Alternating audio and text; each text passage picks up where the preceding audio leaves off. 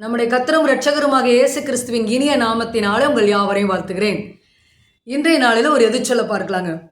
பசியின்மைக்கு எதிர்ச்சொல் பசித்தல். இங்கிலீஷில் appetite opposite hungry. பசியின்மை. வீடு நிறைய மளிகை பொருட்கள் இருந்தாலும், கையில் காசு இருந்தாலும், சமைச்சே வச்சுருந்தாலும் எடுத்து போட்டு சாப்பிடணும், பசிக்கிற தன்மை இல்லாதவங்களுக்கு பேர் தான் பசியின்மை அப்படின்னு அர்த்தம். எதனால் இவங்களுக்கு பசியின்மை ஆகுது அப்படின்னா, கவலைகள்னால, உடலில் வருகிற வியாதிகள்னால, பாக்டீரியா வைரஸ் தொற்றுகளினால, மன அழுத்தத்தினால, குடி புகை போதை பழக்க வழக்கங்கள்னாலன்னு பல காரணங்களை சொல்லிக்கிட்டே போகலாம். இதனால் இவங்களுக்கு உடல் அளவில் நிறைய பாதிப்புகள் உண்டாகுது. என்னென்னு பார்த்தீங்கன்னா, மென்டல் டிப்ரெஷன், மனதளவில் பாதிக்கப்படுறாங்க, ஊட்டச்சத்து குறைபாடு உண்டாகுது, ஹார்மோன் குறைபாடுகள் உண்டாகுது, இரும்புச்சத்து குறைபாடுகள் உண்டாகுது. அது மாத்திரம் இல்லாமல் தூக்கமின்மை, மனச்சோர்வு, இப்படி பலதரப்பட்ட வகையில் பாதிப்பாகிறாங்க உடல் அளவில். இது ஃபிசிக்கல் ஆப்படைட். நான் சொல்கிறது ஸ்பிரிச்சுவல் ஆப்படைட். ஆவிக்குரிய பசியின்மை. கையில் வேதாகமம் இருக்கும், அதில் ஆண்டவராகிய கர்த்தர் நமக்கு வார்த்தைகளை கொடுத்துருக்கிறார், வாக்கு தத்தங்களை கொடுத்துருப்பாரு. சபைகளில் ஆண்டவருடைய வார்த்தைகளை பேசப்படுது, அதை கேட்குறோம். எல்லாமே இருந்தாலும் நான் உண்டு என் வேலை உண்டுன்னு இருக்கிறாங்க. வேலைக்கு போவாங்க, வீட்டில் சாப்பிடுவாங்க, தூங்குவாங்க, ஆண்டவரை தேட மாட்டாங்க. இது ரோபோட் எப்படி பார்த்திங்கன்னா சொன்னதை மட்டும் செய்யும். அதே போல் தங்களுடைய வாழ்க்கை இயந்திரத்தனமாக வாழ்கிறவங்க தான் ஆவிக்குரிய பசியின்மை உள்ளவர்கள். அடுத்தது பார்த்திங்கன்னா, பசியின்மைக்கு எதிர்ச்சொல் பசித்தல். பசி. இந்த பசி வந்துச்சுன்னு வச்சிங்களேன், பத்தும் பறந்து போகும்னு சொல்லி பழமொழி உண்டு. அது என்ன பத்து அப்படின்னு பார்த்தீங்கன்னா, மானம், குலம், கல்வி, வன்மை, அறிவுடைமை, தானம், தவம், முயற்சி, தாளாண்மை, காமம், இவை எல்லாமே பறந்து போயிடுமா. ஏன்னா பசிக்கு அப்படி ஒரு வேல்யூ. இப்போ ஒருத்தர் பசியாக இருக்கிறாங்கன்னு வச்சுங்களேன், அவங்க முன்னாடி சாப்பாடு வச்சோன்னே உட்காந்து பேசிகிட்டு இருக்க மாட்டாங்க, படப்படன்னு எடுத்து சாப்பிடுவாங்க.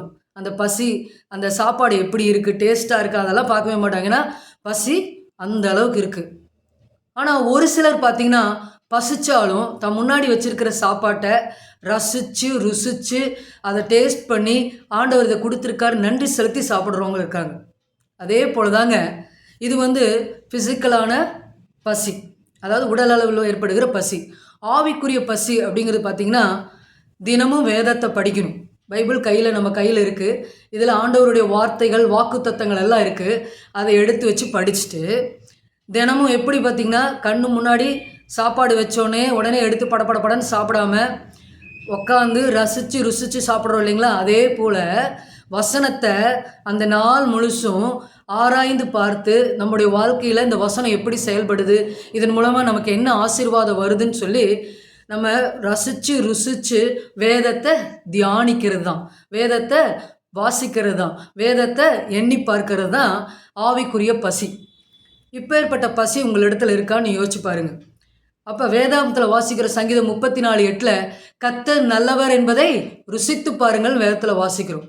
அப்போ கர்த்தர் நல்லவர் என்பதை நம்ம ருசித்து பார்த்தோம்னா, அவர் மேலே நம்ம நம்பிக்கையாக இருக்கும் பொழுது நம்ம பாக்கியவான்களாக இருப்போம்.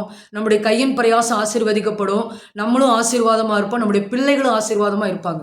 எனவே உங்களுடைய வாழ்க்கையில் ஆவிக்குரிய பசியின்மை இருக்கா, ஆவிக்குரிய பசி இருக்கா? உங்களை நீங்களே ஆராய்ந்து பார்த்து ஒரு நிமிஷம் ஆண்டவருடைய சமூகத்தில் ஒப்பு கொடுங்க. ஜெபம் செய்வோம். ஸ்தோத்திரிக்கிறோம் இயேசுவே, ஸ்தோத்திரம் ஸ்தோத்திரம், அல்லேலூயா. உங்களுக்கு நன்றி செலுத்துகிறப்பா. இந்த நாளில் கூட ஆண்டவரே ஒரு எதிர்ச்சொல்லை பார்க்க கிருபை பாராட்டிறீங்க, நன்றி. பசியின்மைக்கு எதிர்ச்சொல் பசித்தல் என்று சொல்லி பார்த்தோம் ஆண்டவரே. ஆவிக்குரிய பசியின்மையை எடுத்து போட்டு ஆண்டவரே ஆவிக்குரிய பசியை கொடுத்து எங்களை ஆசீர்வதிப்பீராக. ஆண்டவர் வேதத்தின் மேலே ஒரு தாகம் உள்ளவர்களாக, வேதத்தின் மேலே ஒரு பசியுள்ளவர்களாக இருக்க எங்களுக்கு உதவி செய்யுங்க ஆண்டவரே. இதை பார்த்து ஒப்பு கொடுக்குற ஒவ்வொரு மக்களையும் நீங்கள் நினைவு கூறுங்க ஆண்டவரே. அவர்களுக்குள் காணப்படுகிற எல்லா ஆவிக்குரிய பசியின்மைகளை இயேசுவின் நாமத்தில் எடுத்து போட்டு பசியுள்ளவர்களாய் மாற்றுங்க. நீதியின் மேல் பசிதாகம் உள்ளவர்கள் பாக்கியவான்கள், அவர்கள் திருப்தி அடைவார்கள் என்ற வாக்கின்படியாக அவர்களுக்கு வாழ்க்கையில் திருப்தியை தாருங்க. அவர்கள் ஆசீர்வதிக்கப்படுவார்களாக. இயேசுவின் நாமத்தில் குடும்பங்கள் ஆசீர்வதிக்கப்படட்டும், அவர்கள் பிள்ளைகள் ஆசீர்வதிக்கப்பட்டவர்களாக இருப்பார்களாக. ஆண்டவரே உங்கள் கருத்தில் ஒவ்வொருவரையும் ஒப்பு கொடுக்கிறோம். இயேசுவின் நாமத்தினால இயந்திரமான வாழ்க்கை வாழாதபடிக்கு உயிருள்ள ஜீவனுள்ள வாழ்க்கை வாழும்படியாக கிருபை பாராட்டுங்க. உங்கள் கருத்தில் ஒவ்வொருவரையும் ஒப்பு கொடுக்கிறோம். தேவரீர் சகலத்தை செய்து உங்கள் நாமத்தை மகிமைப்படுத்திக் கொள்ளுங்க. இயேசுவின் மூலம் ஜெபிக்கிறோம் எங்கள் ஜீவனுள்ள நல்ல பிதாவே. ஆமேன். கர்த்தர் உங்களை ஆசீர்வதிப்பாராக. ஆமேன்.